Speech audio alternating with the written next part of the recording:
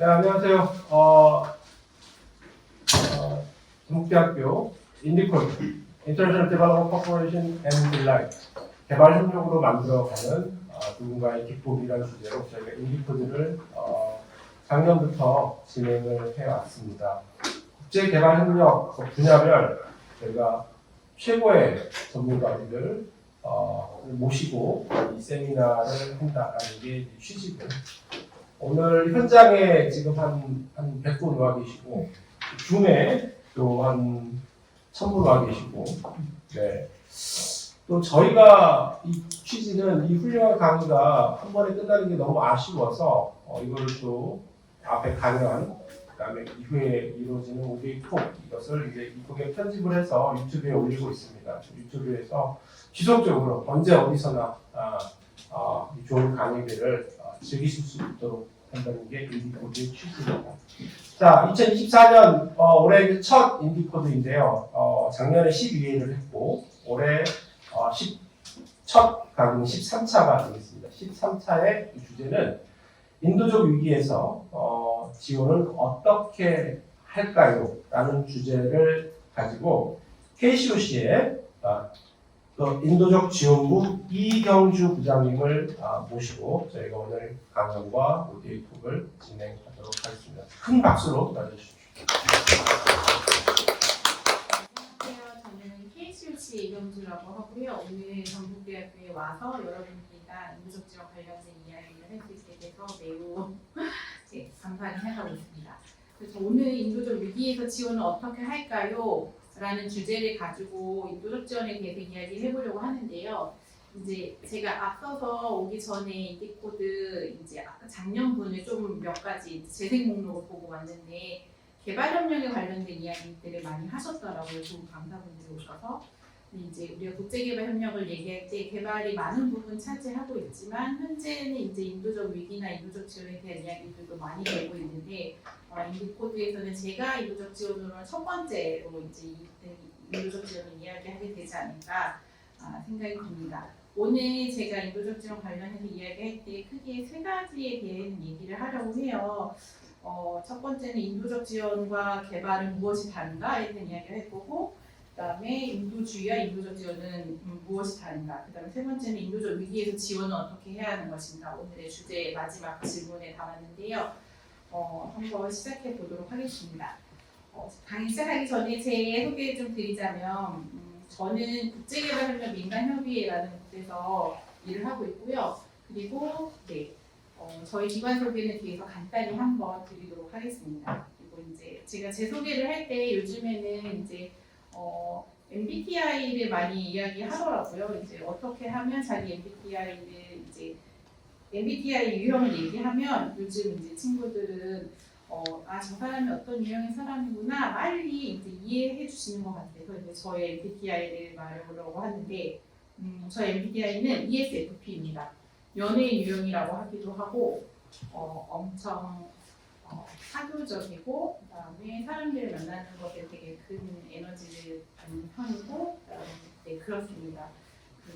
제가 소속한 기관이 협의체다 보니까 정말 많은 기관들이랑 정말 많은 사람들을 만나거든요.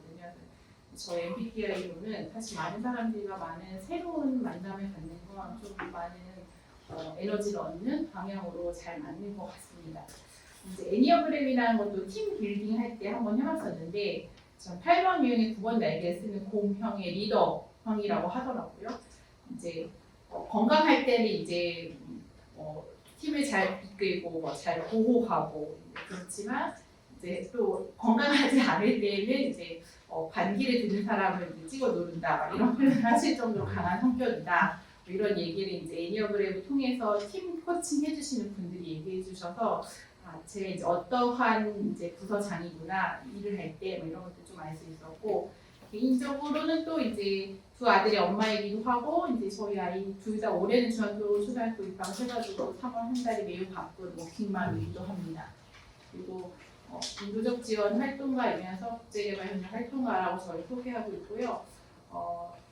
제가 이제 속한 곳이 비영리 NGO에서 일을 하다 보니까 활동가라는 표현이 전 참 좋더라고요. 다양한 일들을 적극적으로 주도적으로 할 수 있는 이 분야에서 이제 저는 굉장히 자부심을 가지고 있고 또 기회가 된다면 많은 분들에게 좀 이 일들을 소개하고 싶은 그런 사람입니다.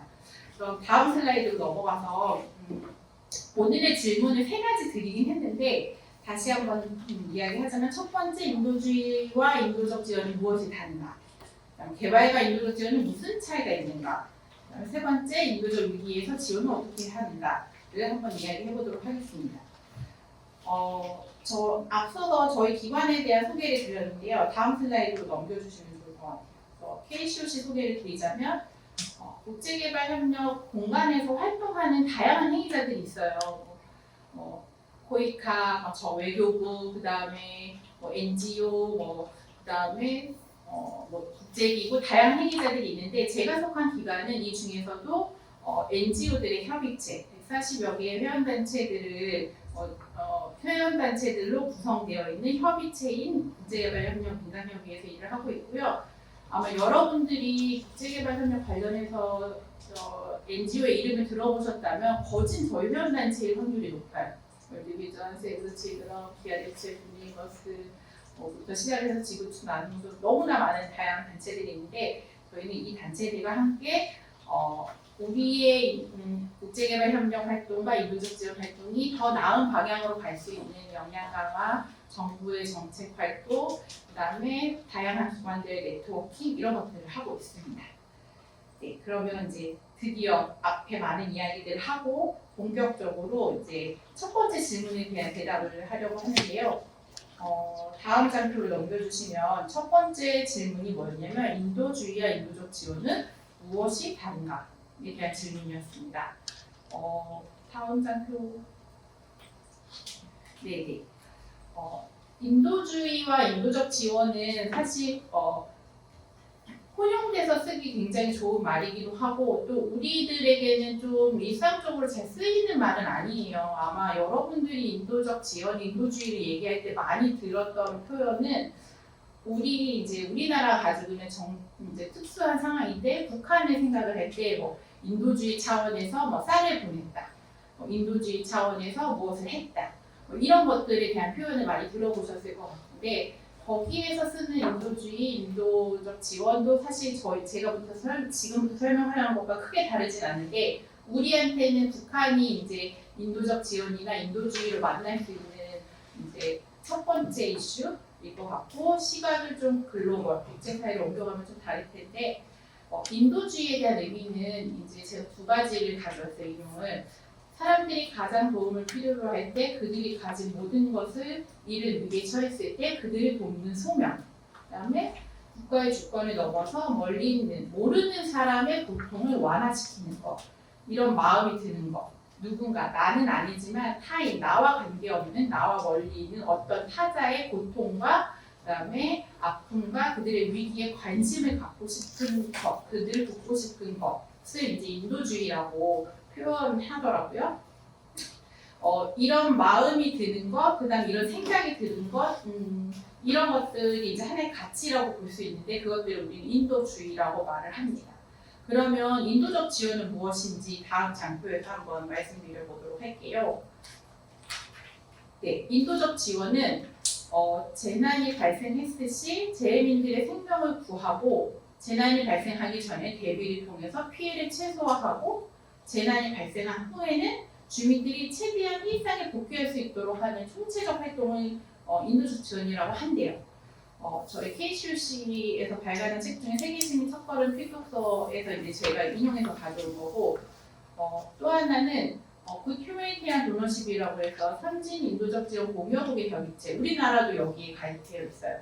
그러니까 선진적인 인도적 지원을 하는 공여국들의 협의체인데 여기에서 인도적 지원을 뭐라고 얘기하냐면 인도적 활동의 목적은 인위적인 재해, 자연재해 당시 직후의 생명을 구하고 고통을 경감하여서 인간의 존엄성을 보장하는 것, 이러한 재해 상황을 예방하고 대비하고 강화하는 것, 그리고 인도적 활동은 민간인과 더 이상 전쟁에 가담하지 않는 비전투원을 보호하는 것, 이재민들에게 식량과 식수와 위생, 주거, 보건 등의 서비스를 제공하는 것, 이를 통해서 재난 전에 생계 환경을 복귀할 수 있도록 돕는 것을 인도적 지원이라고 합니다. 인도주의는 어떠한 가치라고 했다면 인도적 지원은 행위에 좀 더 가까운 것인데 저희 이제 KCOC의 표현단체 중에 Save the Children이라는 아동을 보호하는 것에 아동 인권을 보호하고 보장하는 것에 이제 그 기관의 목적이 있는 기관이 있어요. 혹시 많이 보셨을지 모르겠는데 Save the Children의 이사장님이 오준 이사장님이시라고 예전에 외교관으로 되게 유명하셨고 북한에서 유엔에서 어떤 회의에서 이제 북한은 단순히 우리에게는 남이 아니다라는 어떤 강연을 하시면서 되게 유명해지신 분이 계세요. 오준 이사장님이 이제 저희 이제 어떤 회의 자리에서 인도주의와 인도적 지원의 차이점을 잘 알아야 된다라는 얘기를 이제 하시면서 인도적 지원을 뭐라고 이야기 표현하셨냐면 전 그분의 표현이 지금까지도 가장 잘 이해가 돼요. 인도적 지원은 반드시 선행되어야 되는 어떤 조건이 있는데 그것은 인도적 위기다. 그러니까 사람의 생명을 위협하고 고통받고 하는 어떠한 뭐 그게 자연재해일 수도 있고 전쟁일 수도 있고 뭐 테러일 수도 있고 여러 위기 요인들이 있는데 어떠한 요인들로 인해서 사람들이 인도적 위기, 인간의 존엄성을 보장받지 못하는 어떤 위기 상황이 있고 그때 그들을 돕고 그들의 생명을 보호하고 그들의 고통을 경감시키고 그들의 존엄을 보장하기 위해서 돕는 행위가 인도적 지원이다라고 설명을 하셨는데 요 말이 저는 가장 지금 이제 제가 쭉 읽긴 했지만 많은 사람들에게 설명할 때 인도적 지원이란 인도적 위기 상황에 빠진 어떤 사람들을 그들의 고통과 피해들을 빠르게 경감시키고 그다음에 생명을 구하고 그다음에 그들의 존엄을 보장하는 행위를 인도적 지원이라고 얘기를 한다. 그래서 우리가 이제 예를 들자면 일본에 아주 오래전에 되게 큰 지진이 있었잖아요. 그들의 이제 상실이나 뭐 이런 것들에 대해서 피해나 아픔에 대해서 저희 공감할 수 있죠. 뭔가 돕는다든지 그들에게 도움이 필요하겠다라는 생각을 할 수 있을 것 같은데 그걸 하고 싶다 그런 생각이 드는 거는 인도주의 가치에 대한 부분인 것이고 근데 그 상황에서 어떠한 행위를 통해서 그들이 정말 일본의 정부가 기능을 하지 못해서 누군가 돕지 않으면 모두 다 죽고 생명을 잃고 하는 존엄을 보장받지 못하는 상황이냐? 사실 일본은 그런 곳은 아니거든요. 그러니 그런 상황에서 지원은 또 인도적 지원이라고 하기는 어려워요. 그러니까 인도주의와 인도적 지원은 좀 다를 수 있다. 근데 아프가니스탄이 탈레반에 의해서 이제 탈레반이 집권을 하면서 그 안에 있는 많은 공간에 있는 많은 여성과 아동과 노인과 많은 사람들이 굉장히 존엄을 보장받기 힘들고 여러 가지 생계가 곤란해지기 때문에 고통받고 있는 상황이 있잖아요. 그들은 인도적 위기 상황이 있어요. 그들을 보호해주거나 생명을 경감시켜줄, 생명을 구해줄 어떠한 정부나 존재가 없거든요. 그들은 누군가의 개입으로 인해서 인도적 지원이 필요한 상태. 그래서 우리가 인도적 지원을 한다고 했을 때는 좀 인도주의와는 좀 다르고 인도적 위기 상황에 있는 사람들 돕는 것이 지원하는 것이 인도적 지원이다 생각을 해주시면 좋을 것 같습니다. 다음 장표에서는 저희가 이제 인도적 지원 우리가 기억하는 인도적 위기들이 무엇이 있었는지 한번 얘기해 보려고 해요. 총 6장의 사진을 가져왔는데 저를 기준으로 왼쪽의 위쪽 사진부터 보면 이건 2015년에 네팔 지진 때 있었던 사진입니다. 이런 대규모 지진은 사실 굉장히 많은 사람들을 생명을 잃어가게 하고 또 지진 같은 경우에는 굉장히 많은 외상 환자를 발생시키는 특징이 있어요. 그리고 이제 지진 더미 안에 사람들이 이제 갇혀 있는 경우들이 있기 때문에 이제 인도적 지원에서 특수한 시간들이 있어요. 24시간, 72시간, 일주일. 이제 생명을 구할 수 있는 골든 타임이 보통 72시간이라고 하는데 이제 네팔 때도 굉장히 많은 사람들이 건물 잔해 안에서 또 이제 죽어갔던 일들이 있었고 저희가 이제 기억할 수 있는 여러분들이 생각할 수 있는 뉴스에서 만났던 인도적 위기 중에 하나는 2015년 네팔 지진. 가운데 있는 사진은 필리핀의 타클로반이에요. 그래서 이것도 2014년 그 무렵, 13년 그 무렵에 세부 인근에 굉장히 큰 하이엔이라는 태풍이 왔었거든요. 그래서 당시에 굉장히 또 많은 분들이 돌아가시고 또 생활의 터전을 잃었던 필리핀은 또 지리적으로는 우리나라랑 좀 가깝고 또 국제개발협력으로는 굉장히 한국이 많은 활동을 하고 있는 국가였어가지고 당시에 많은 한국 NGO들이 이제 태풍 하이엔으로 피해를 입었던 지역에 들어가셔서 긴급보호를 하시고 이후에 이제 재건 복구까지 또 개발까지 남으셔서 이제 필리핀 이재민 분들의 삶이 이전으로 돌아갈 수 있도록 하는 활동들을 많이 하셨습니다. 그리고 이제 이 곡을 쓰고 이제 이 옷을 입으신 분들은 기억하실지 모르겠는데 서아프리카의 에볼라 때 사진이에요. 이제 뭐 돌아가신 분의 사체를 만진다던가 접촉이 있으면 이제 감염이 될 수 있었기 때문에 굉장히 이제 뭐 시에라리온이라든지 가나 이쪽이었었는데 굉장히 더운 날씨거든요. 근데 이제 그 에볼라와 관련된 어떤 대응에 투입되는 모든 사람들이 이제 이런 장비라든지 옷을 잘 갖춰 입고 방역 상태로 이제 개입을 했었어야 돼서 당시에 계셨던 분들 많이 힘드셨다는 얘기도 해주셨고 또 굉장히 많은 분들이 돌아가셨죠. 에볼라로 인해서 그 서아프리카 에볼라 사태로 인해서 뭐 당시에 제가 기억나는 건 케냐에 대한항공 직항이 뚫렸었는데 그게 막 없어지고 아프리카와 이제 물리적으로 어떤 것들이 많이 이제 끊어지게 되는 그런 좀 기억들이 있네요. 또 뉴스에서도 굉장히 많이 나왔고 또 우리나라 외교부를 중심으로 하는 대한민국 긴급구호대가 또 저기에 가서 현장에서 KDI 활동을 하기도 했었고요. 그다음에 왼쪽 아래 첫 번째 사진으로만 봐서는 무엇인지 좀 힘드시겠지만 요거는 시리아 내부의 사진입니다. 시리아의 갈등도 내전도 이제 굉장히 오래됐전이 굉장히 만성화되어 있고 장기화되어 있고 최근에는 이제 작년엔 지진도 또 북서부 지역에서는 큰 지진도 있었던 터라 이제 가중된 위험과 위기가 있는 그런 인도적 위기 이슈 중에 하나입니다. 여전히 국제사회에서 인도적 위기 중에 가장 큰 위기가 뭐냐, 심각한 위기가 뭐냐, 수요가 많은 위기가 뭐냐라고 했을 때 아직도 세 손가락 안에 들어오고 있는 이슈 중에 하나는 시리아 갈등, 시리아 사태입니다. 아래줄에 이제 가운데 있는 사진은 요거는 작년에 있었던 튀르키예 시리아 대지진 때 사진입니다. 튀르키예의 사진이고요. 굉장히 국토가 크고 그다음에 인구도 많고 그다음에 또 워낙 강력한 지진 이후에 또 여러 차례 여진이 있었던 터라 굉장히 많은 사상자가 있었던 그런 인도적 위기입니다. 오른쪽 하단에 있는 사진은 혹시 여기 계시는 분들 중에 뭔지 추측이 되실까요?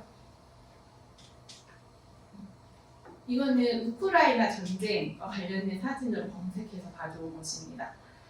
우크라이나 전쟁으로 인해서 굉장히 물론 이제 지금은 전선 자체는 동부 쪽에 많이 치우쳐져 있고 그다음에 아주 극렬한 그러니까 전쟁은 동부 쪽에 이제 많이 치우쳐져 있고 서부는 상대적으로 좀 안정화되긴 했지만 벌써 이것도 이제 2회, 3회 정도 됐나요? 이제 시간이 많이 지나가고 있죠. 큰 전쟁이었고 민간인들이 굉장히 많이 죽을 수밖에 없는 왜냐하면 이제 굉장히 무기라든지 불특정 다수를 대상으로 피해를 줄 수 있는 무기들을 사용하였고 그다음에 아시겠지만 과거의 전쟁 대비 지금의 전쟁은 단순히 뭐 한두 사람의 생명을 앗아가는 정도의 피해가 아니에요. 사실 굉장히 사람의 목숨의 숫자가 이렇게 가벼울까라는 생각이 들 정도로 단번에 수천 명이 그냥 한순간에 돌아가실 수도 있을 만큼의 위력이 있기 때문에 지금의 전쟁은 우크라이나 전쟁도 굉장히 많은 우크라이나 내에 이제 이재민들을 발생시켰고 그 다음에 우크라이나 내에 머무를 수 없기 때문에 국경을 통해서 유럽으로 빠져나간 난민분들 굉장히 많으시고 저도 재작년에 이제 루마니아랑 몰도바에 가서 이제 우크라이나 난민분들 지원하는 사업장에 다녀왔었는데 아빠들은 아이가 셋 있으면 아이가 셋이 있어도 아빠는 나올 수 없더라고요. 그리고 아빠는 다 전쟁에 징집이 되고 아이가 넷이 있을 때부터 아빠가 나올 수 있더라고요. 그래서 엄마가 어린 아이들, 시어머니 이렇게 모시고 대가족을 데리고 국경을 넘어서 전혀 말도 통하지 않는 곳에 와서 이제 임시 정착촌에서 살고 있는 가족들이 굉장히 많았고 전쟁의 트라우마 또 아이들은 또 그 과정에서의 트라우마 이런 것 때문에 이제 힘들어하는 모습을 많이 본 기억이 있습니다. 최근에 이제 저희가 뉴스에서 많이 봤던 인도적 위기들에 대한 것들을 좀 짚어봤고 인도적 지원은 이런 위기 현장에서 진행이 되고 있다라는 말씀을 드리려고 이 장표를 준비했습니다. 다음으로 넘어가서요. 앞서서 제가 반복적으로 말씀드렸던 것들을 다시 좀 글로 정리해보자면 인도적 지원이나 재난이나 전쟁과 같은 위기 상황에서 생명을 구조하고 고통을 경감시키고 존엄성을 보존하기 위한 모든 총체적인 활동을 우리는 인도적 지원이라고 한다. 인도적 지원 범위에는 되게 다양하게 있어요. 서비스를 제공하기도 하고 물자를 주기도 하고 하는데 서비스를 제공하는 것 중에는 그 자연재해로 인해서 아까 말씀드렸던 대표적으로 지진, 그런 건물의 잔해더위에 이제 계신 분들을 구조하고 수색하는 것들. 그 다음에 예를 들어서 홍수 같은 게 나면 수인성 질병이 굉장히 크게 돌거든요. 그런 것들을 예방하기 위해서 이제 수해가 난 지역에서는 예방 접종을 한다든지 방역 활동을 한다든지 그 다음에 전쟁이라든지 국지적인 어떤 갈등으로 인해서 인프라가 이제 부서지게 되면 그런 것들을 복구하는 것들도 사실은 인도적 지원에 해당합니다. 이런 활동 자체는 개발에서도 식량, 그다음에 필요한 물품, 그다음에 주거를 새로 고치고 이런 것들이 다 똑같지 않나요? 그런 활동 자체는 개발에서도 동일하게 있을 수 있으나 이제 다다음 장표 중에 나올 것 같은데 이런 행위를 하는 것 목적 자체가 완전히 다르기 때문에 활동 자체는 같을 수 있으나 다르다라고 말씀드릴 수 있고요. 하나 인도적 지원에 있어서 함께 좀 설명드리고 싶은 활동이 하나 있어요. 서비스 중에 하나가 안전한 공간으로의 활동, 휴메니테리안 코리도라고 하는 부분이 있는데요. 이게 뭐냐면 최근에 있었던 인도적 위기 중에는 우크라이나 전쟁을 말할 수 있을 것 같아요. 아까 동부의 전선이 형성되어 있다고 했잖아요. 동부는 러시아랑 가까운 지역이거든요. 근데 그 공간에 있는 사람들은 우크라이나 주민이지만 러시아 편도 아니고 자기는 자국민이니까 우크라이나를 응원할 수 있지만 어쨌든 그 전쟁이 막 총격과 폭탄과 이런 것들이 난무하는 지역에서부터 탈출해서 가족들과 함께 안전한 공간으로 가기를 원하는 민간인들이 있어요. 전투에 참여하지 않고 있는 민간인들을 그러면 그분들을 안전하게 이동시키기 위한 어떤 활동이 필요하거든요. 개입이 필요하거든요. 그럴 때 우크라이나 정부도 그 다음에 러시아 정부도 그 어느 편에도 서지 않는 중립적인 위치에 있는 어떤 행위자는 이런 전투에 가담하지 않은 민간인들을 안전한 공간으로 옮길 수 있도록 하는 서비스를 제공합니다. 대표적으로 ICRC라는 국제기구에서 이것들을 하고 있는데요.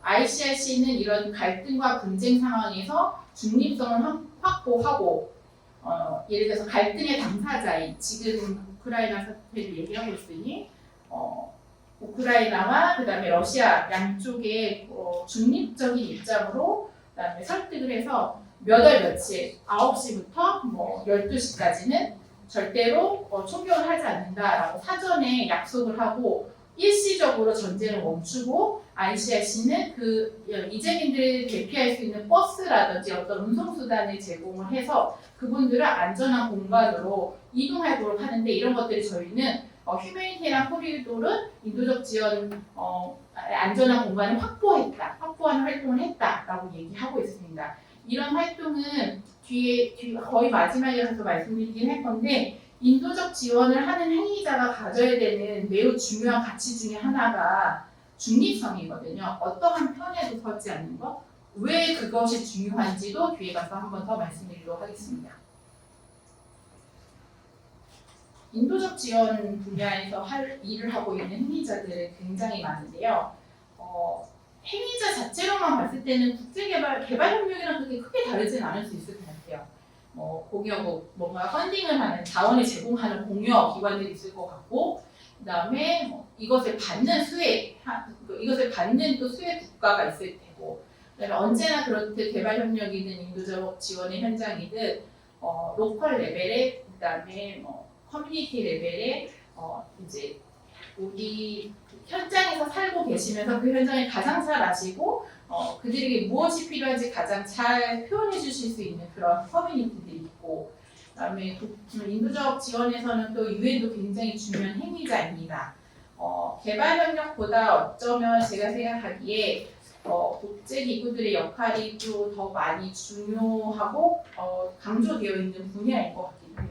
또 국제개발협력, 그리고 이제 인도적 지원에서 또 중요한 행위자들 중에는 군도 있습니다. 군이 개입하는 것을 장려하지는 않아요. 오슬로 가이드라인에 따르면 군의 개입은 가장 마지막에 더 이상 할 수 있는 것이 없을 때 개입하도록 되어 있지만 어쨌든 군도 중요한 역할을 하고 있습니다. 왜냐하면 우리가 만나는 인도적 위기의 현장은 무력 분쟁이 있는 경우들이 굉장히 많거든요. 그리고 치안이 담보되지 않는 경우들도 되게 많고, 그리고 이제 또 각 국가들마다 국가를 대표하는 구호팀을 만들거든요. 우리나라는 KDRT, 미국은 DART라고 해가지고 이제 의료 메디컬과 그다음에 구조수색, 설치 앤 레스큐를 하는 팀들로 전문 인력들로 구성을 해서 이제 저희 나라도 작년에 TDP의 지진 당시에 KDRT 대한민국 긴급보호대가 현장에 갔었잖아요. 그 전문 훈련을 받으신 분들이 재난 현장에 가서 일을 할 수 있도록 하는 그러한 또 행위자들이 있고, 정부에서 보낸다고 아무나 갈 수 있거나 어디나 갈 수 있는 것은 아니에요. 각국의 국가를 대표하는 구호팀들은 유엔에서 정한 그 프로토콜에 따라서 인증을 받아야지만 재난 현장에 갈 수 있습니다. 설치 앤 레스큐, 구조수색 같은 경우에는 등급이 여러 개가 있는데 최상의 등급이 헤비 등급이거든요. 그래서 헤비 등급을 받아야지만 장비를 가지고 위험한 장소에서 건물 잔해를 부순다든지 치우면서 이제 인명을 구조할 수 있고요. 메디컬 같은 경우도 제가 지금 갑자기 생각이 안 나는데 여기도 이제 WHO가 정하는 이 단계가 있어요. 그래서 그 인증을 받아야지만 현장에서 단순 진료만 할 수 있는지, 외과적인 어떤 수술을 할 수 있는지, 아니면 중증 환자를 치료할 수 있는지, 이게 등급에 따라서 다 미리 사전에 준비를 하고 등급을 받아놔야 어떤 국가에 재난이 터졌을 때 국가를 대표하는 재난보호팀이 나갈 수 있습니다. 우리나라는 그런 것들을 IT 2010년에 IT 대지진 이후에 굉장히 체계적으로 준비해왔고 지속적으로 등급을 업그레이드 하려고 하고 있습니다. 요즘엔 기업들도 재난 현장에서 굉장히 주도적으로 역할을 하는 경우, 예전에는 CSR이라고 해서 단순히 재원을 좀 공유한다든지 기부를 하는 정도의 수준이었다면 현재는 굉장히 전면에서 주도적으로 하는 경우들이 많아요. 이케아 같은 경우에는 그 대규모 이재민 캠프에서 필요한 텐트를 자기네들의 모듈에 맞춰서 생산을 한다든지, 그다음에 항공사들 같은 경우에는 인도적 위기 현장에서는 로지스틱, 이 운송과 이 물류가 정말 제일 중요하고 제일 혼란스러운 부분이거든요. 그런 부분에 일정 부분 기여하고, 왜냐면 이제 글로벌리 이제 자기네들 그 체계를 가지고 있기 때문에 항공사들은.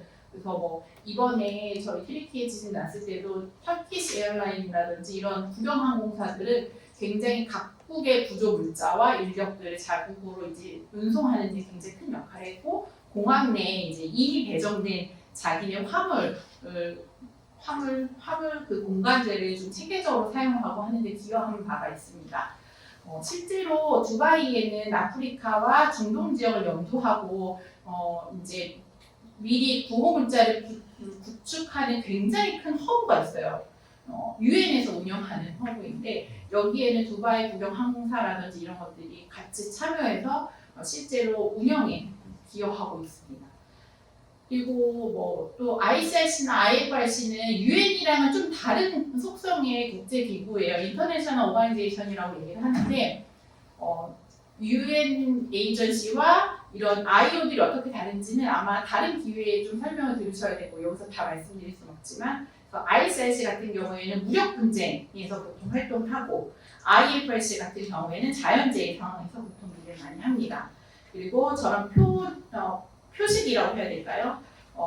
저 십자가 모양과 그 다음에 저런 달림 모양, 수색달 모양, 그 다음에 여기에 넣는데 마른 몸 모양도 있습니다. 이러한 표식을 가지고 있을 때는 인도주의를 목적으로, 그러니까 인도적 지원을 하는 행위자이다. 나는 중립성을 갖추고 있다. 그러니 나는 어느 편에도 서지 않으니 나의 이제 활동에 대해서 그 어느 편에서도 공격하지 말아라라고 하는 국제사회에서 합의된 어떤 약속들이 있거든요. 그래서 저런 표식은 사실 함부로 사용할 수는 없고요. 네, 그리고 저 표식 자체는 활동가들과 조직을 보호하는 문장 같은 그런 것이기도 합니다. 네. 다음으로 넘어가서요. 이제 개발과 인도적 지원에는 무슨 차이가 있는지 좀 말씀드리려고 하는데 아까 말씀드렸던 앞장에서 말씀드렸던 다양한 행위자들이 이제 다양한 역할을 하고 있는 게 이제 또 하나의 차이였다면 두 번째로는 인도적 지원에서는 나름의 체계라는 것을 가지고 있어요. 그래서 조정 체계라고 얘기하고 저희는 이걸 클러스터 시스템이라고 얘기를 하는데 이 조정 체계는 크게 세 가지 층위에서 있습니다. 글로벌 국제사회의 층위에서 조정 체계가 있고 리즈널 레벨이라고 해서 뭐 아시아 태평양, 아프리카, 메나 지역이라고 해서 중동 지역 이렇게 우리로 치면 대륙별이라고 해야 될까요? 이 대륙별 조정 시스템이 또 조정 체계가 있고 그 다음에 컨트리 레벨 국가 단위에서 작동하는 조정 시스템이 있습니다. 인도적 지원이 이러한 체계를 갖는 중요한 이유가 있어요. 우리가 맞이하는 대체로 필요한 우리가 개입을 해야 되는 인도적 위기는 한두 기관이나 한두 사람의 행위자로 해결할 수 없는 위기들이 굉장히 많고 생명을 지키고 라이프 세이빙 생명을 지키고 그 다음에 고통을 경감하고 존엄을 보장하기 위해서는 굉장히 많은 자원이 일시에 공급돼야 되는데 사실 거의 불가능해요.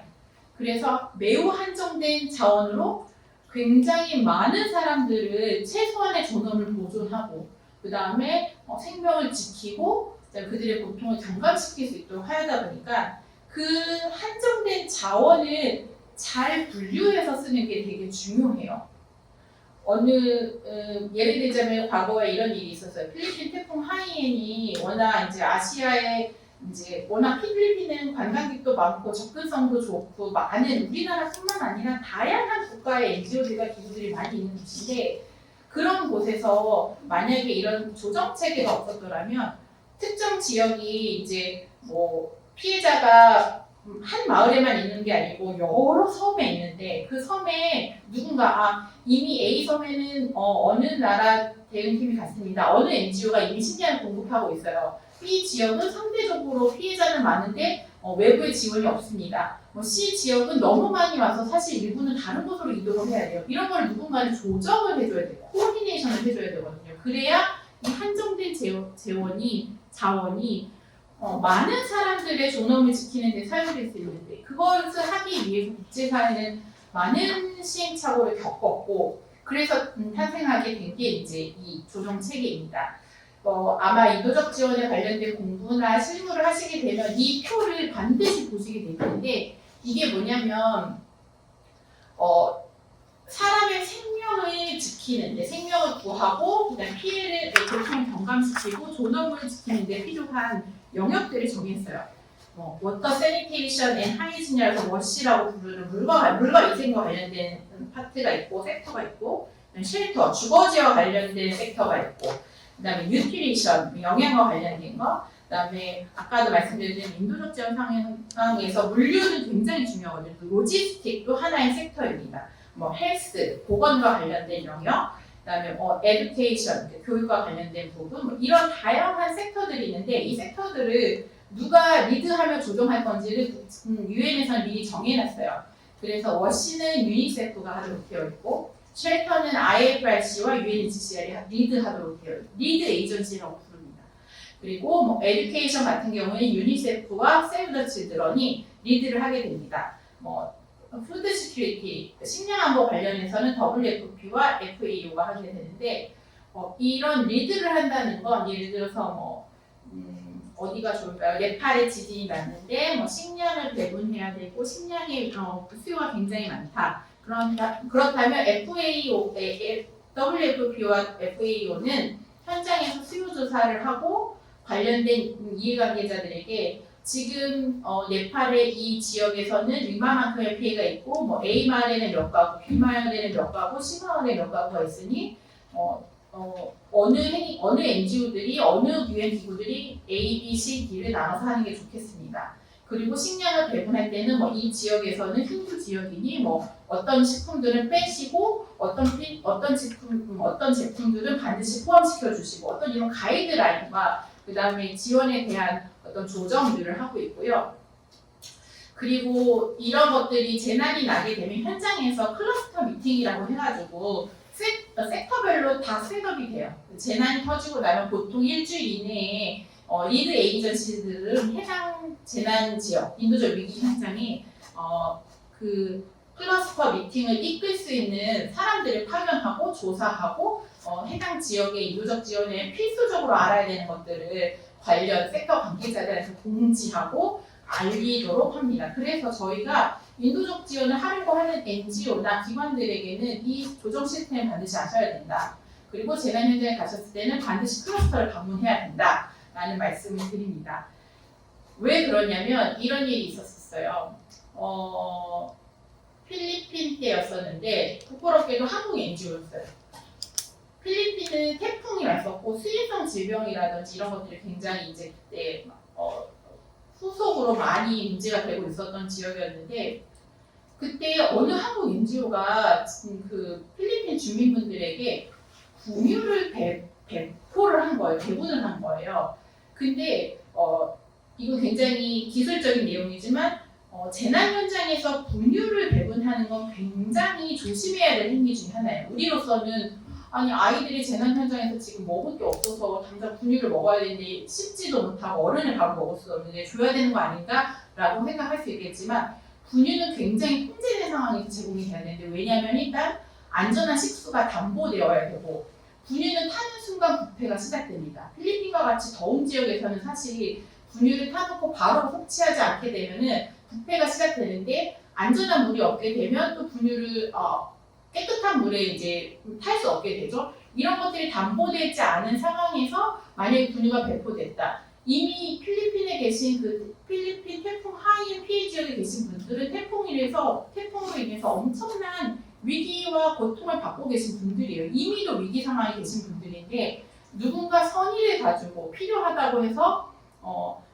가이드라인에 맞지 않는 제품을 배분하는 순간 그들은 또 추가적인 위험에 노출될 수 있습니다. 인도적 지원에서 가장 경계하는 것은 이미 위기에 빠지신 분들을 더 추가적인 위험에 노출시키지 않는 것을 굉장히 아주 중요하게 생각을 해요. 왜냐하면 아까도 말씀드렸지만 인도적 지원 현장에서는 굉장히 한정된 자원으로 정말 인간의 존엄을 지킬 수 있는 최소한만 지원하거든요. 왜냐하면 많은 사람들이 지원해야 되니까. 근데 그분들이 어떤 행위자들로 인해서 중첩된 위기에 노출된다. 그럼 우리가 하고 있는 그 모든 노력이 단 한 번에 아무것도 아닌 것이 되겠습니다. 다음으로 정표를 넘어가 보도록 하겠습니다.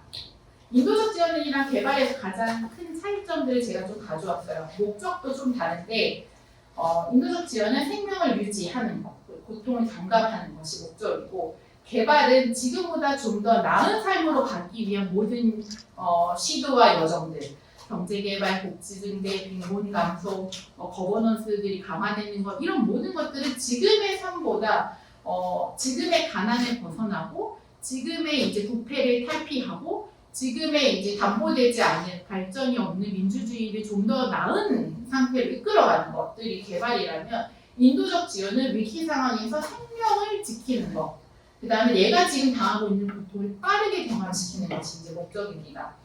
수요 자체도 좀 달라요. 인도적 지원 현장에서는 위기 상황 자체가 전쟁, 테러, 그다음에 자연재해도 지진과 같은 급성재난, 홍수, 가뭄 여러 가지 것들로 인해서 수요가 굉장히 빠르게 변합니다. 아침에는 쌀이 필요했지만 저녁에는 물이 필요할 수도 있고요. 오늘은 쉘터가, 그러니까 텐트가 필요했지만 내일부터는 텐트가 필요하지 않을 수도 있고 굉장히 수요가 빠르게 변하고 예측이 어려운 분야입니다. 개발은 급격한 변화가 어떤 정치적인 변화라든지 이 어떤 큰 재난이 나지 않는 이상은 거의 없고, 아니, 거의 없다 일단 드문 편이고, 그다음에 또 호흡도 길죠. 우리가 개발협력 사업을 한다고 했을 때는 뭐 5년은 사실 그렇게 긴 시간은 아닌 것 같아요. 5년, 10년, 20년 이렇게까지도 바라보고 있으니까. 근데 인도적 지원은 굉장히 짧은 호흡으로 24시간, 72시간, 일주일, 한 달, 3개월, 6개월 이런 정도의 호흡을 가지고 보통 지원을 합니다. 만성화된 뭐 시리아 사태라든지 아프리카의 장기화된 그런 식량 위기 같은 경우도 굉장히 장기화되어 있지만 거기에서의 대응은 굉장히 짧은 호흡으로 돌아가고 있습니다. 물론 이제 그런 어떤 좀 더 나은 해결, 그 다음에 생명 유지나 보통 경감을 넘어서서 지금 겪고 있는 어떤 도움과 개입이 효과성이 보장되기 위해서 좀 더 장기적인 접근을 하긴 하지만 그래도 여전히 인도적 위기 현장에서는 인도적 개발 현장보다는 짧은 호흡으로 많은 것들이 진행됩니다.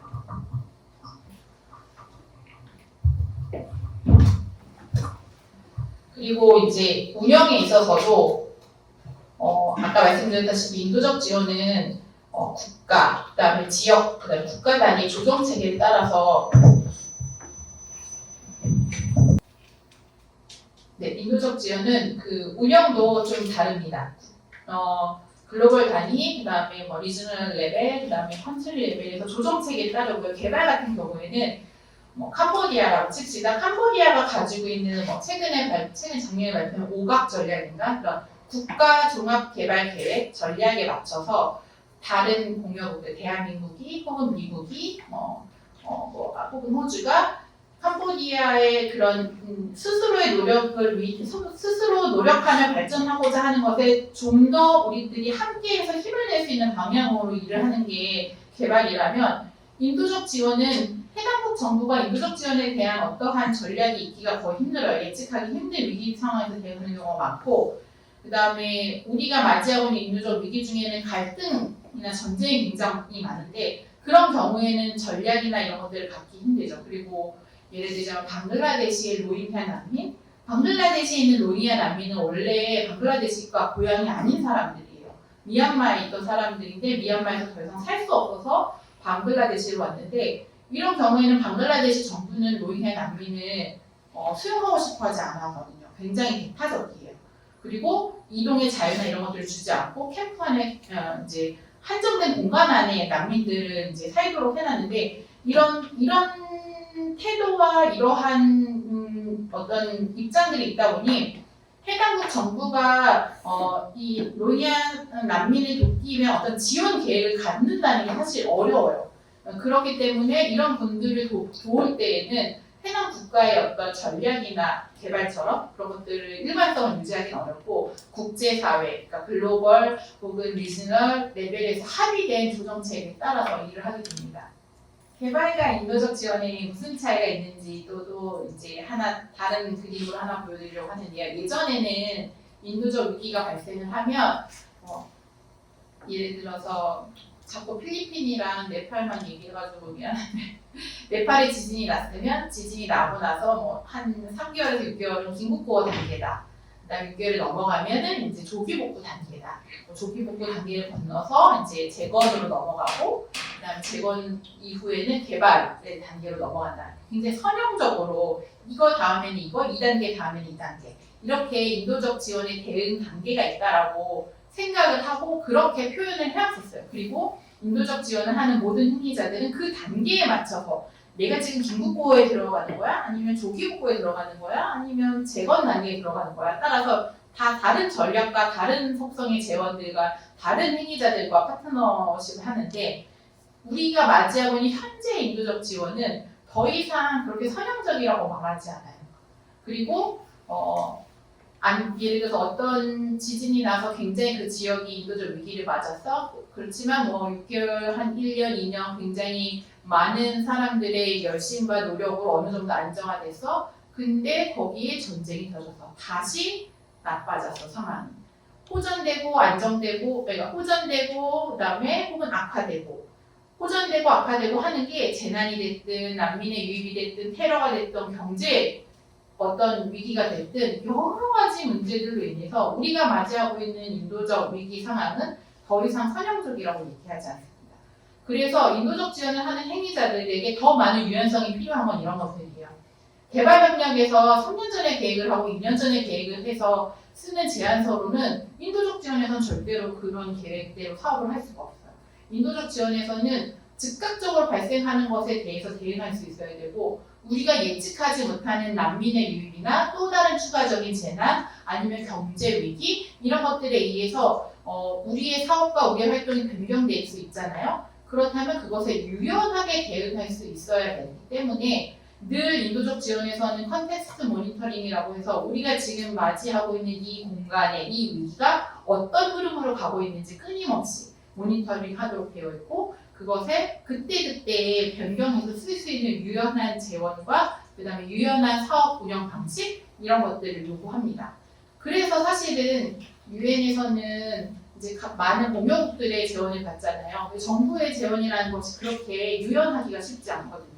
딱 이때부터 쓰기 시작해서 이때까지만 써야 되고 이때 이후에는 쓸 수 없고, 그 다음에 사업을 계획을 한번 수립했으면 끝까지 변경하면 안 되고 이런 것들이 많은데 그런 것들이 좀 달라요. 인도적 지원에서는 그러한 재원을 사실 투입하기는 어렵죠. 그래서 많은 행위자들 중에는 정부의 그랜트를 절대로 받지 않는 행위자들이 있어요. 왜냐하면 유연함이 너무 떨어지니까. 네, 그렇습니다. 다음으로 넘어가서 이제 세 번째 질문에 대한 이야기를 하려고 하는데요. 인도적 위기에서 그럼 어떻게 지원을 해야 되는가? 앞서서 제가 인도적 지원은 무엇인지, 그 다음에 인도적 지원은 개발과 어떻게 좀 다른지 설명을 드렸었잖아요.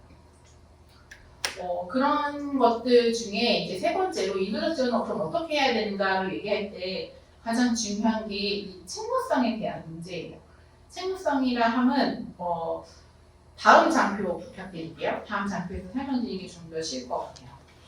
인도적 위기 현장에서 모든 것을 잃은 피해 주민, 이재민 분들 사이에서 그들이 뭐 푸드 패키지가 됐든 아니면 담요 세트가 됐든 텐트 세트가 됐든 아니면 현금을 지원할 수 있는 현금이 있든 이런 것들을 가진 사람은 그런 것들을 배분할 수 있는 기관과 조직은 엄청난 힘을 가진 존재들이에요.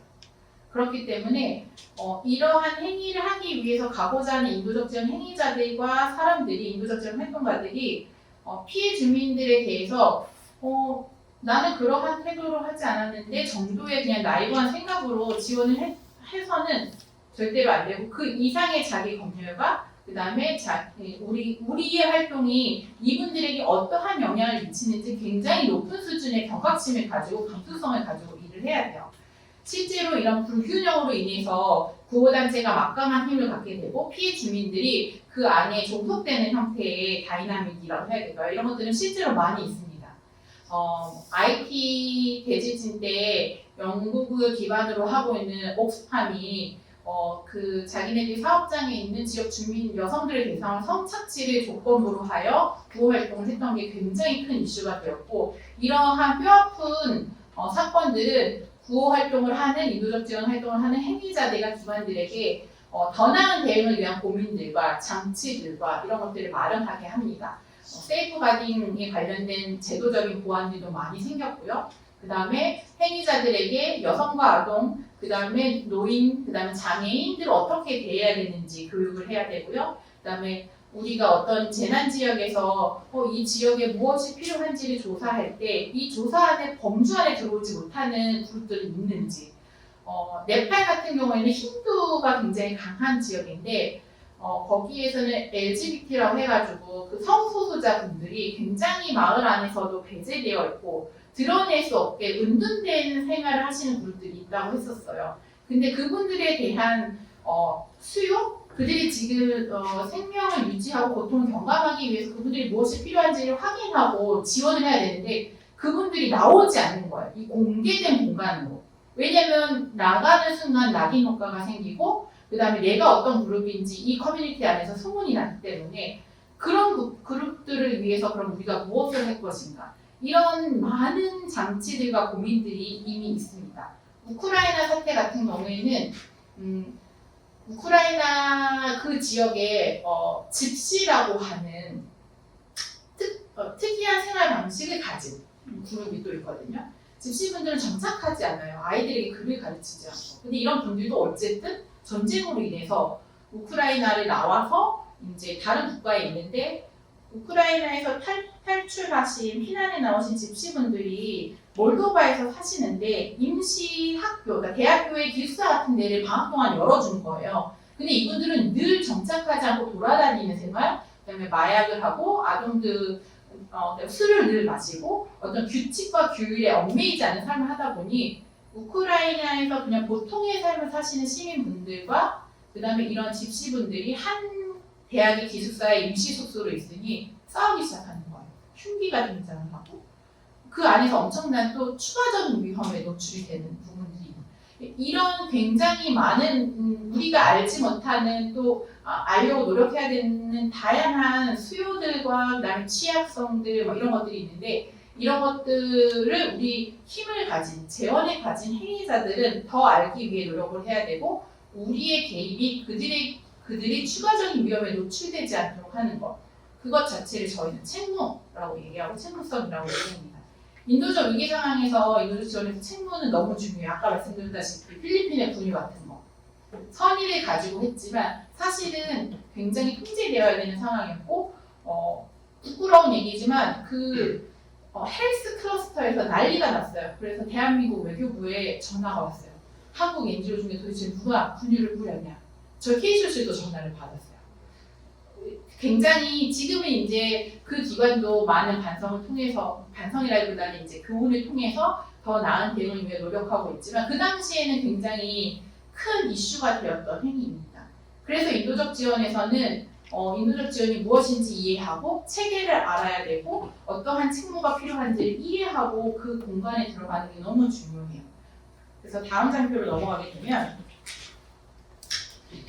국제사회에서 약속한 것들이 있습니다. 인도적 지원이 가능하도록 국제사회에서는 몇 가지 근거들을 가지고 있는데요. 우리가 대응하는 위기들은 무정부 상태일 경우도 있고 그 다음에 무정부 상태가 해당국 정부가 없는 건 거죠. 그 다음에 국경을 넘어왔기 때문에 이들을 보호해줄 어떠한 국가가 없는 경우들 그런 존재들도 있고 정부가 있지만 기능을 하지 못하는 재난으로 인해서 완전히 마비되는 혹은 해당국 정부가 통제할 수 없을 만큼의 큰 재난이라든지 위기를 맞이하는 경우들도 되게 많기 때문에 인도적 위기 상황에서 인도적 지원을 할 때는 국제사회가 우리가 이런 것들을 인도적 지원을 할게 라고 뭔가 규범을 근거 우리의 행위를 가능하게 하도록 하는 근거들을 만들어냈는데 그것이 바로 인권법과 국제인도법 그 다음에 난민법입니다. 이것은 각각을 얘기해도 한 학기 수업이 될 만큼의 엄청난 얘기들이에요. 그냥 여러분들은 인도적 지원, 국제사회가 인도적 지원을 하기 위해서 규범적인 어떤 틀과 근거는 인권법과 국제인도법과 난민법을 근거로 한다라고 이해하시면 좋을 것 같고요. 저희는 이것을 근간으로 UN 기구가 됐든 NGO가 됐든 아니면 공여국 정부가 됐든 인도적 지원을 할 수 있는 상황이 됩니다. 그리고 또 하나가 인도주의의 4대 원칙인데요. 이것도 되게 중요한 가치 중에 하나입니다. 너무너무 중요한 부분인데 인도주의 4대 원칙은 인류의 중립성, 공평성, 독립성이라서 이 네 가지를 얘기를 하는데 인류의 휴머니티는 아까 앞서 말씀드렸던 인도주의와 거의 비슷한 거예요. 누군가 어려움이 있고 그들을 도와야 된다라고 하는 인류의 보편적 가치를 하나 둔 거고 중립은 어느 편에도 서지 않는 거예요. 종교적으로 내가 우크라이나야, 내가 러시아야 편에 서지 않고 전투에 가담하지 않는 이 피해 주민만을 돕겠다, 지원하겠다. 또 그래서 이제 이 중립성 같은 경우에는 특히나 가치 충돌이 일어나는 갈등 상황에서 너무나 중요한 가치입니다. 왜냐하면 편을 들지 않고 지원하는 것도 중요하고 왜냐하면 편을 드는 순간 내가 인도적 지원 행위자인데 어떤 편을 들었어 하는 순간 거기에는 이미 또 다른 혼란과 위험들을 야기시킬 수 있는 불씨가 되거든요. 그러면서 동시에 이 중립성은 인도적 지원 활동가들과 인도적 지원 기구들을 보호해주는 보호막과 같은 것입니다. 우리 십자가 모양, 그 다음에 초승달 모양, 마름모 모양의 인도주의 기관에 표식을 했어? 아, 그럼 얘네들은 어디에도 편이 되지 않고 오직 피해를 입은 이재민들만 돕는구나. 우리 그럼 공격하지 않을게. 중립성은 이들을 보호해주는 하나의 완전한 장치이기도 해요. 물론 그 원칙을 깨는 행위자들도 있지만 어쨌든 지금 국제사회는 중립적인 역할에 중립성을 지키면서 인도적 지원 행위를 하는 대상자들을 보호하겠다라고 약속을 해놨기 때문에 이 중립성 자체는 우리가 행위를 할 때 추가적인 위험에 노출시키지 않도록 하는 것도 있지만 동시에 인도적 지원 활동가들과 기관들을 보호해주는 보호막과 같은 것이다. 공평성은 너는 여자이니까 5개 줄게. 너는 남자이니까 2개만 줄게. 이렇게 하지 않는 건 거예요. 공평하게 지원을 한다는 뜻인데 사실 이건 아주 단순한 내용인 거고 이 공평성에 대해서 좀 더 심오한 뜻을 보면 가장 필요한 사람에게 지원한다.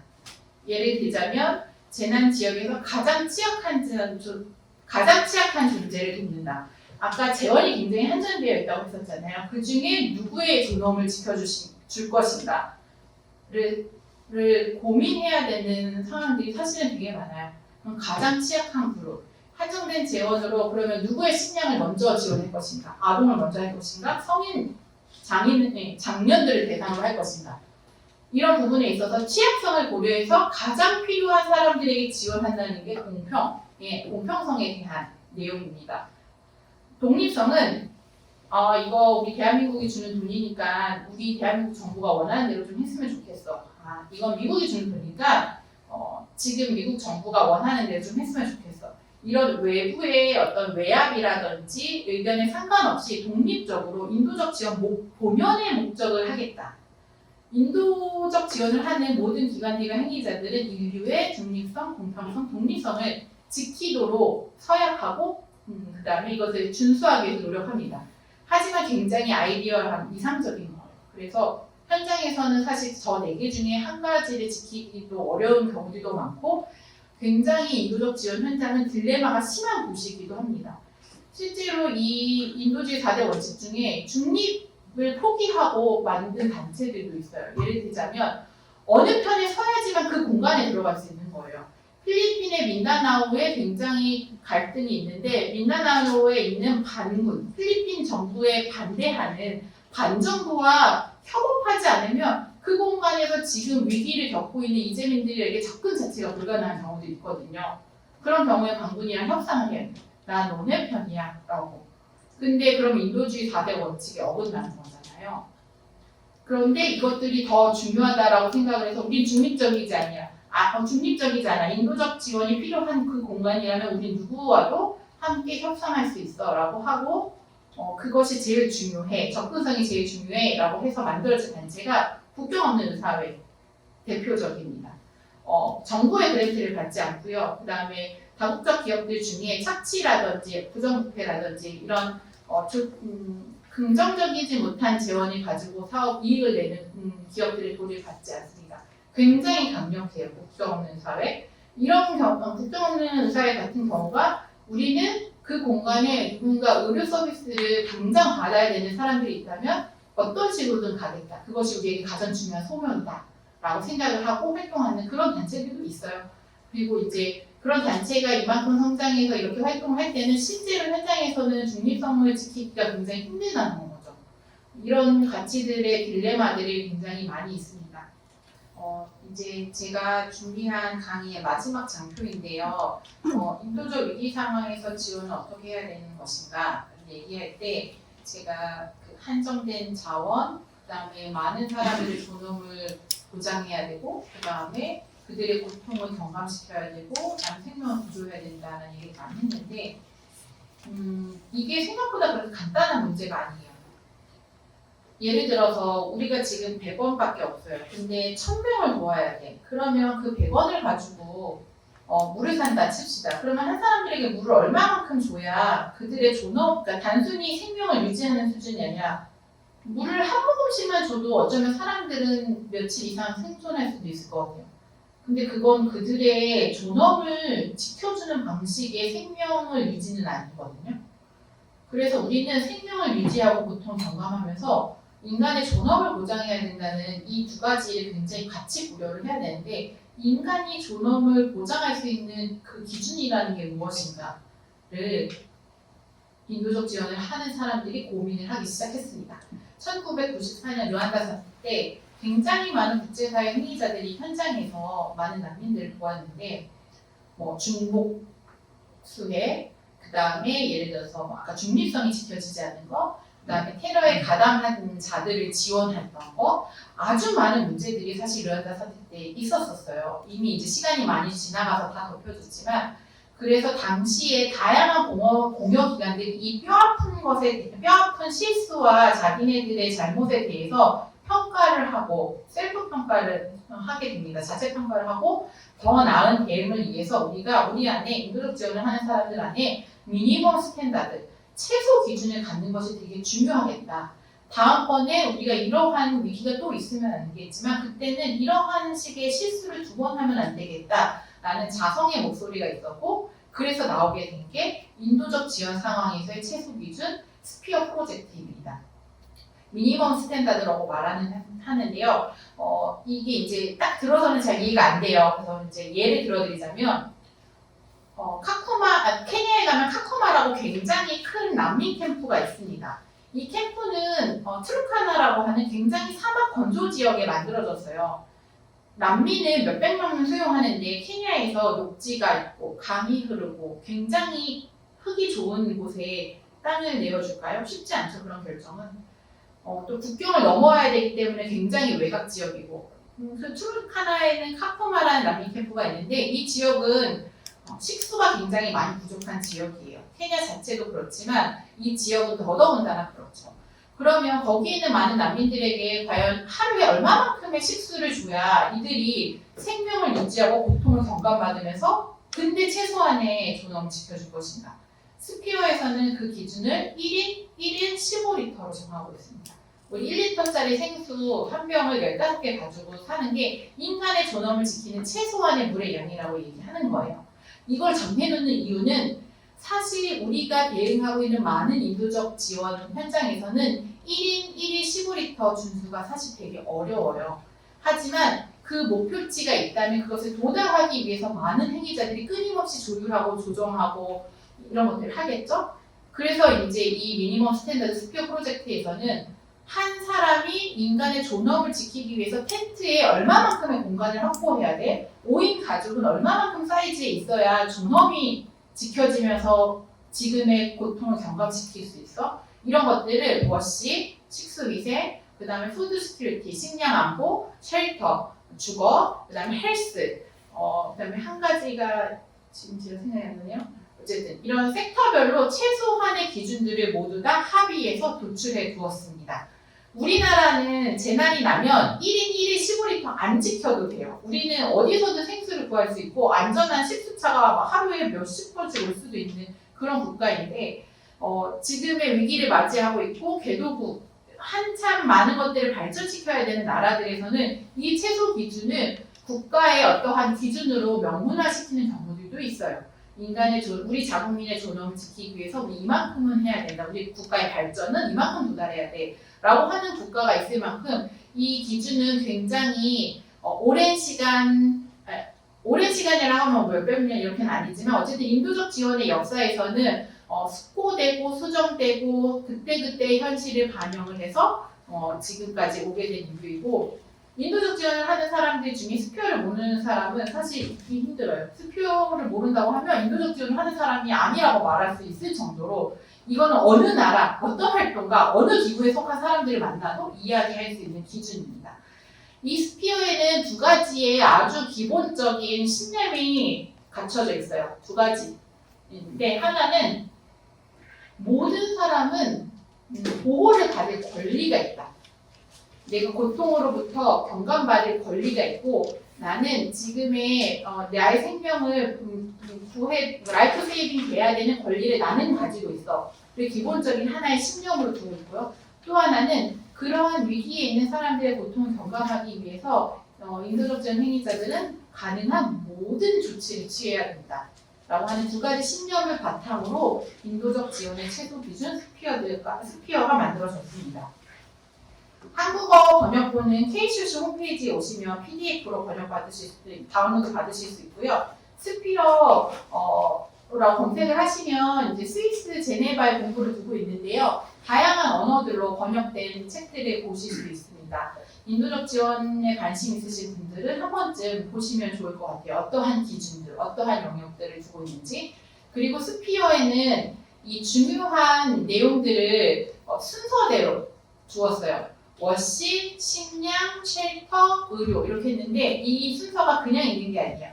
사람의 생명을 지키는데 가장 직결된 순서, 직접적인 영향을 미치는 물과 위생, 그 다음에 식량, 그 다음에 쉘터, 그 다음에 보건 이러한 순서별로. 그래서 이러한 챕터들의 순서도 사실 그냥 아무 의미가 없는 것이 아니라 다 의미를 담아서 만든 책입니다. 인도적 지원 상황에서 책무성, 우리가 하는 활동이 이미 위기에 처하신 분들을 더 나쁜 상황으로 가지 않도록 하는 행위가 되도록 우리를 지켜주는 장치이기도 하고 우리가 알아야 되는 장치이기도 하고요. 개발은 10년, 20년 하는 동안 시행착오 자체가 다음 단계에 대한 학습이며 기반이며 디딤돌이 되어줄 수 있어요. 인도적 지원은 단 한 번의 행위로 끝날 수 있고 그 한 번의 행위가 잘못된 개입이라면 되돌이킬 수 없는 위험을 초래할 수도 있기 때문에 그 어떤 것보다도 인력에 대한 것, 기관에 대한 것, 사업에 대한 장벽도 높고 알아야 될 준비도 많고 그다음에 요구되는 것들도 많이 있습니다. 이것은 반복적으로 말씀드리지만 우리가 위기 상황에 개입하는 것이기 때문에 그래요.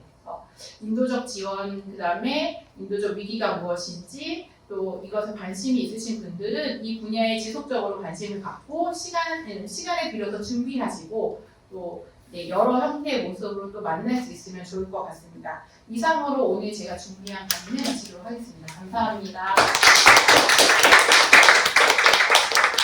네.